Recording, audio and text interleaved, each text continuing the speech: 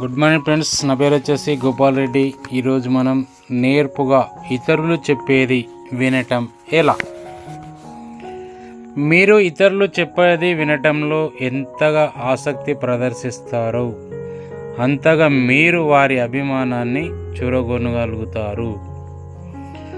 మంచి శ్రోత ఇతరులు మాట్లాడేందుకు తగినంత అవకాశం ఇవ్వగలుగుతాడు. ఇతరులు చెప్పేది అధికంగా వినటం వల్ల మీరు చురుకైన ఆకర్షణీయ వ్యక్తులుగా రూపుదిద్దుకుంటారు. మీరు మంచి మాటకారి, వక్త కాగలుగుతారు.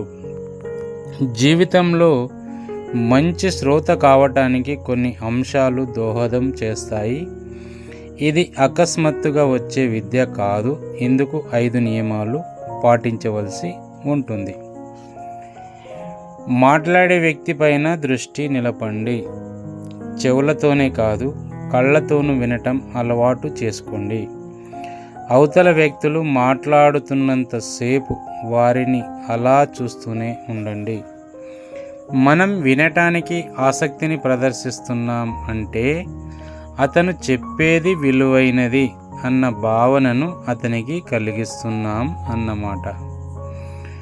ఒక వక్త వైపు ఒరిగి అతను చెప్పేది ఏకాగ్ర చిత్తంతో వినండి.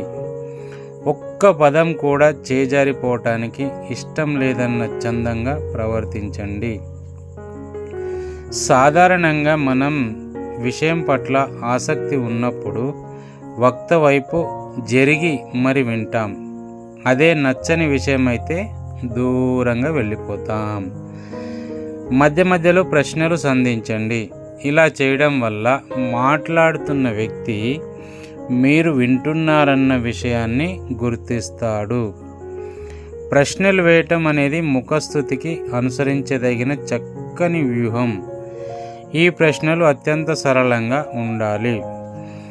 ఆ తర్వాత ఏమైంది, ఇంతకి నువ్వేం చేశావు, అవి వక్త ప్రసంగించే అంశానికి సంబంధించినవై ఉండాలి తప్ప సంభాషణకు ఎలాంటి అంతరాయం కలిగించకూడదు. కొత్త అంశం ప్రారంభించాలన్న కుతూహలం మీకెంత ఉన్నా సరే ప్రసంగించే వ్యక్తి తాను చెప్పదలుచుకున్న విషయాన్ని ముగించే వరకు సంభాషణను వేరే అంశంపైకి మళ్లించే ప్రయత్నం చేయకూడదు. నువ్వు, మీరు లాంటి పదాలు వాడటం అలవాటు చేసుకోండి. మీరు, నేను, నాది, నా యొక్క, నాదైన లాంటి పదాల వైపుకు మళ్ళారనుకోండి, సంభాషణను వక్త నుంచి మీ వైపు మళ్లించిన వారవుతారు.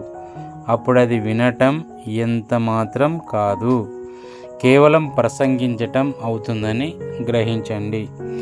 ఈ 5 సూత్రాలు పాటించడం మర్యాదలో ఒక భాగం. ఇవి ఫలితమిచ్చినట్టుగా వినటంలో మరేది అంత ప్రయోజనకరమైనది కాదని చెప్పాలి. Thank you so much. Thank you friends.